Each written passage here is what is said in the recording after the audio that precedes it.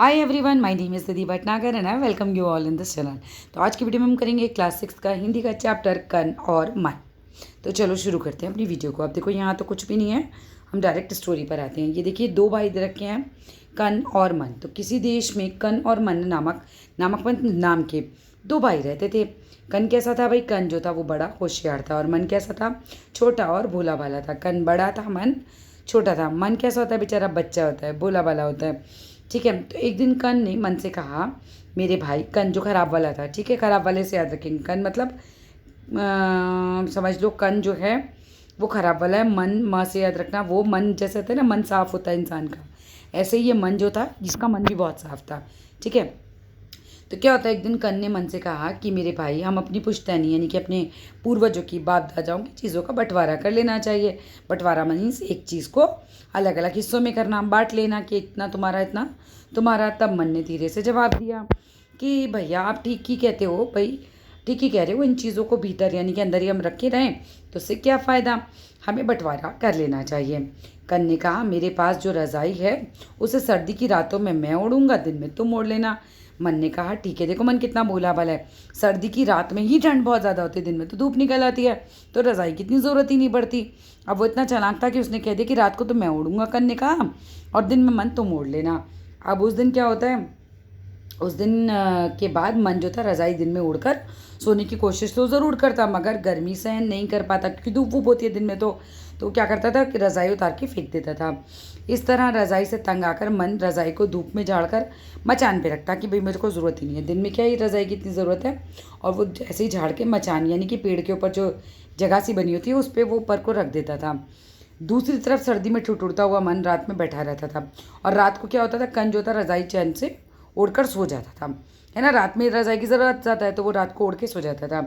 अब बेचारा मन जो होता था वो सर्दी में ठिठुरता रहता, बहुत ठंड लगती है उसको रात को। कुछ दिनों बाद एक दिन कन ने मन से क्या कहा कि मेरे भाई, हमारे बगीचे में जितने फलदार, जिन पेड़ों पे फल लगे हुए हैं, पेड़ पौधे, उनके निचले हिस्से की देखभाल की जिम्मेवारी तुम्हारी है ना। क्योंकि निचले हिस्से में क्या करना पड़ता है, काम तो निचले हिस्से में, ऊपर के हिस्से में कोई देखभाल थोड़ी होती है पेड़ों की। नीचे के हिस्से में आप पानी डालोगे, खाद डालोगे, तो सब नीचे के हिस्से में काम होता है। तो कहता है कि मन ये तुम रख लो, नीचे का हिस्सा, ऊपर के हिस्से की जिम्मेवारी मेरी। अब ऊपर के हिस्से पे जो भी बन फल वल आ रहे हैं उसकी क्या जिम्मेदारी, वो तो तोड़ के खाने ही है। तो वो कन अपने हिस्से में ले लेता है। तो क्या होता है, वो कहता है कि चलो ठीक है। इसके बाद मन पेड़ पौधों के निचले हिस्से की सफाई करता है ना, उनको खाद पानी भी देता, और इस तरह बहुत जल्दी फल लगते और कन फल तोड़ के मज़े से खाता। तो बड़ा ख़राब था वो भाई। एक दिन गुजरने के बाद कन ने मन से कहा कि मेरे भाई, हमारे पास जो गाय है उसका अगला हिस्सा बने, आगे का हिस्सा तुम ले लो, ये आगे का हिस्सा, पीछे का मैं ले लेता हूँ। अब आगे के हिस्से से खिलाना होता है तो क्या किसको दे देता है, मन को दे देता है। और पीछे के हिस्से में क्या होता है, गाय जो है वो दूध देती है, तो कहता है कि वो वाला हिस्सा मैं ले लेता हूँ। ठीक है, ये वाला कि ना भाई, पीछे के हिस्से को मैं ले लूँगा तो उसको फ़ायदा हो जाएगा, दूध निकाल लेगा। और आगे का हिस्सा खाना पीना कराना पड़ता है तो वो मन को दे देता है। तो मन उत्तर देता है कि चलो, मन बड़ा अच्छा सीधा साधा होता है, कहता है ठीक है भैया, आज तक मैंने कभी आपकी बात से इनकार या नहीं मना तो किया ही नहीं है, तो ठीक है, जैसे आपकी मर्ज़ी वैसे ही करना। उस दिन के बाद मन गाय को खिला पिला कर अच्छी तरह उसकी देखभाल करता, कन गाय को धोकर उसका दूध पी लेता। कुछ दिनों के बाद मन की दुर्दशा देखकर एक बुढ़िया ने उससे पूछा, तुम इतने तकलीफ़ में क्यों हो, है ना। तो मन ने जवाब दिया कि चाची, मेरे भैया मुझसे जो कहेंगे मैं वही करूँगा, क्योंकि भैया बड़े हैं, वो जैसे कहते हैं मैं वैसे ही करता हूँ। ऐसा कहकर उसने बुढ़िया को सारी बात बता दी। अब बुढ़िया समझ गई कि इसका भाई इसको ठग रहा है बुरी तरीके से।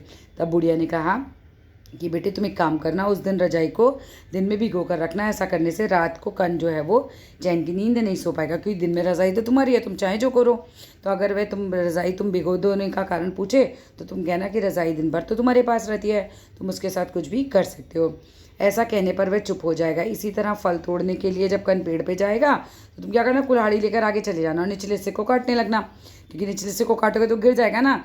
और वो जब गाय को दूहने जाएंगे, दूध निकालने जाए, तो तुम क्या करना, तुम गाय को डराने लगना, तो दूहनी में दिक्कत होगी उसको। तो कन तुम्हें गाय को डराने के लिए मना करेगा, तब तुम कहना कि गाय का अगला हिस्सा तो कि तुम मालिक हो, तो तुम अपने हिस्से के साथ कुछ भी जो भी चाहे कर सकते हो बर्ताव। ठीक है। तो कन को क्या एतराज़ हो सकता है, तो ऐसा करोगे तो वो तुम्हारे से चालाकी करना छोड़ देगा और बराबरी का बर्ताव करेगा। अब बेचारे तो सीधा साधा ही होता है। तो उसने बुढ़िया की बात मन ही मन सोचा कि चलो ठीक है, मैं मान जाता हूँ। ठीक है। इस पर अमल करने का निश्चय किया। अमल करना मतलब एक तरीके से मान जाना, उसकी इच्छा अनुसार काम करना। दूसरे दिन सुबह उठकर मन ने गाय का गोबर उठाकर फेंका। मन ने, ठीक है, मन जो अच्छा वाला है, जिसका मन साफ है। फिर उसने गाय को दाना पानी खिलाया और उसी समय मुंह में दातुन, दातुन क्या होता है, ऐसे मुंह में जैसे होता है ना नीम की डंडी से दातुन करते हैं, ब्रश करते हैं, वो करता हुआ हाथ में बाल्टी लेकर कन जो है अपने कमरे से बाहर आया। बाल्टी लेकर वह गाय को धोने के लिए बैठ गया। जैसे ही कन ने गाय को धोने के लिए हाथ आगे बढ़ाया, मन गाय को डराना शुरू कर देता है। गाय घबरा गई, वो झट से पीछे की तरफ हट गई, उसकी टांगों से लगकर बाल्टी गिर पड़ी। कन भी घबरा गया, ये क्या हुआ अचानक से, ये क्या हो गया। सिर उठाकर उसने देखा कि मन गाय को डरा रहा है। अरे तुम ये क्या कर रहे हो, देखते नहीं मैं गाय दूध दूहने आया हूँ, ठीक है, तो रोज़ सुबह दूध पीने के बगैर मैं नाश्ता नहीं करता। तो कन कहता है कि भाई गाय का अगला हिस्सा तो मेरा है, मैं चाहे जो करूँ। जैसे उसको उस बुढ़िया चाची ने कहा था वो वैसे ही करता है फिर अब, ठीक है। मैं बड़े शांत स्वर से जवाब देता है लेकिन अपने भाई को। उसके बाद कन जितनी बार भी गाय को धोने की कोशिश करता, मन गाय को डराता। कन नाराज़ हो गया, वह समझ गया कि अब गाय को धोना कठिन है, बहुत प्रॉब्लम का काम हो गया भाई। ठंड के दिन थे, रात को खाना खा पी कर कन सोने की तैयारी कर रहा था। वे रज़ाई लेने मन के पास गया तो देखा कि रजाई पूरी तरह भीगी हुई है। वे क्रोध में आ गया, मतलब उसे बड़ा गुस्सा आया। उसने मन को भला बुरा कहना शुरू कर दिया, तुमने रजाई क्यों भिगोई है, अब रात में मैं क्या ओढ़कर सोऊंगा। कन चिल्लाया। मन फिर शांत स्वर में बोला, दिन के समय तो रजाई मेरी है, मैं भिगोऊँ या सुखाऊँ, तुम्हें उससे क्या। सारे मतलब वो चालाकी समझ रहा था अपने भाई की। उस दिन सारी रात कन जो था ठंड में ठिठुरता रहा। वह धीरे धीरे जान गया कि मन को अधिक दिनों तक मूर्ख बना के नहीं रखा जा सकता। अब क्या होता है, घर के पिछवाड़े बाग में अमरूद का पेड़ था, उस पर बड़े बड़े अमरूद लगे थे। कन अमरूद तोड़कर रोज़ बाजार में बेच कर आता था। एक दिन सुबह कन जो था झोला लेकर अमरूद के पेड़ के पास पहुंचा। वे पेड़ पर चढ़ गया और अमरूद तोड़कर झोले में भरने लगा। उसी समय मन हाथ में कुल्हाड़ी लेकर भागता हुआ आया। कन ने उसे आते हुए देखा लेकिन वे कुछ समझ ना सका। वो ऊपर से चिल्लाया, मन कुल्हाड़ी लेकर क्यों आए हो। मन बोला, इससे अमरूद के पेड़ को जड़ को काटना है। मन बोलता है जड़ को काटना है, मतलब बोलता है तो अरे, तो कन बोलता है ऐसा करोगे तो तुम्हारा दिमाग खराब हो गया है क्या, जड़ काटोगे तो पेड़ गिर जाएगा, क्या तुम्हें मालूम नहीं है। ये कहते हुए कन जो है जल्दी से पेड़ से नीचे उतर जाता है कि बेबी जड़ काट दी तो मैं गिर जाऊंगा, तो नीचे का हिस्सा तो मेरा है, मैं चाहे जो भी करूँ तुम्हें उससे क्या। ये कहकर मन धीरे से कुल्हाड़ी का एक बार पेड़ के निचले हिस्से में कर देता है। कन ने आगे बढ़कर मन का हाथ पकड़ लिया। अरे मेरे भाई, मुझे माफ़ कर दो, पर ऐसा अनर्थ ना करना, कन कहकर रोने लगा।